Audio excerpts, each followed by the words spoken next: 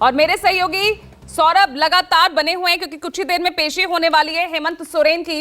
अब आगे क्या नजर आ रहा है, क्योंकि कहीं ना कहीं इस बात का इल्म तो महागठबंधन को हो गया था कि कुछ बड़ा हो सकता है और राजनीतिक घटनाक्रम जो है वो पलट भी सकता है।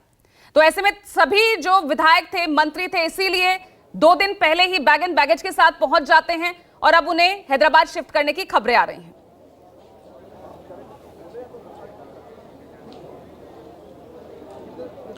जी बिल्कुल हो सकता है। सबसे बड़ी बात है कि कल जो पहले से जो रणनीति हेमंत सोरेन की तरफ से बनाई गई थी, इनकी 2 रणनीति थी।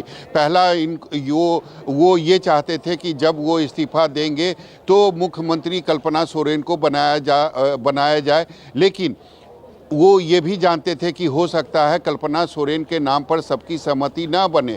तब उन्होंने दूसरा जो लेटर तैयार किया था वो चौम्पेन सोरेन के नाम पर था। वो चाहते थे कि अगर कल्पना सोरेन के नाम पर सबकी सहमति नहीं बनेगी तो चौम्पेन सोरेन का जो नाम है उसको आगे किया जाएगा, और यही हुआ। कल्पना सोरेन के नाम की जैसे चर्चा हुई, जैसे वो विधायक दल की बैठक में शामिल हुई, तो सीता सोरेन जो कि हेमंत सोरेन की भाभी हैं, उन्होंने विरोध किया और उनके साथ साथ 5 और विधायक थे जेएमएम के, उन्होंने भी विरोध किया। तो तुरंत हेमंत सोरेन ने अपना फैसला बदला और चौम्पेन सोरेन का नाम को आगे कर दिया। कल जब पूछताछ शुरू हुई और उसके बाद करीब 5-6 बजे के आसपास जब हेमंत सोरेन को यह आभास हो गया कि ईडी की टीम ने उन्हें डिटेन कर ली है, और उसके बाद 2-4 और सवाल पूछने के बाद ईडी की टीम ने यह फैसला अपना सुनाया कि आपको हमने गिरफ्तार कर लिया है।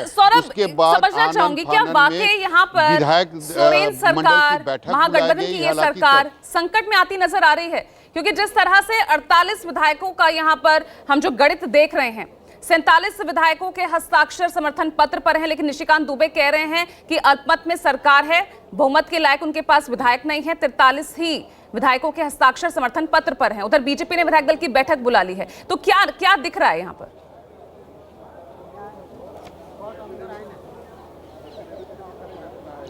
जी बिल्कुल, अगर माना जाए तो अगर 48 संख्या है महागठबंधन के विधायकों की, लेकिन कल जो राजभवन में सभी विधायक गए थे वहां पर संख्या 43 थी, तो और बहुमत के लिए झारखंड में 41 विधायकों की ज़रूरत होती है।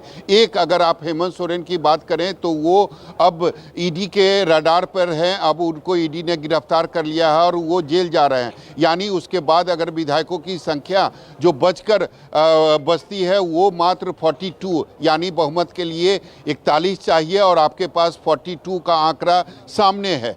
तो निश्चित तौर पर बहुमत का जो आंकड़ा है उससे मात्र 1 ज़्यादा है।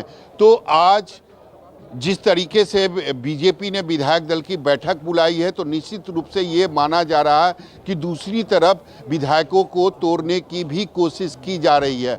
अब विधायक टूटेंगे नहीं टूटेंगे इसके लिए थोड़ा इंतजार करना पड़ेगा, लेकिन जो मकसद है वो कांग्रेस के विधायकों को तोड़ने की है, क्योंकि कांग्रेस के जो विधायक हैं उनकी संख्या 17 है। अगर 2/3 तोड़ लिया जाए तो आराम से एनडीए झारखंड में अगली सरकार बना सकती है। लेकिन इसके पहले भी कांग्रेस के विधायकों को तोड़ने की कोशिश की गई थी, लेकिन वो नहीं टूटे थे। जिस तरीके से कांग्रेस के 3 विधायक काफ़ी ज़्यादा कैश लेकर बंगाल में वो पकड़े गए थे, तो निश्चित रूप से उसका खुलासा हो गया था।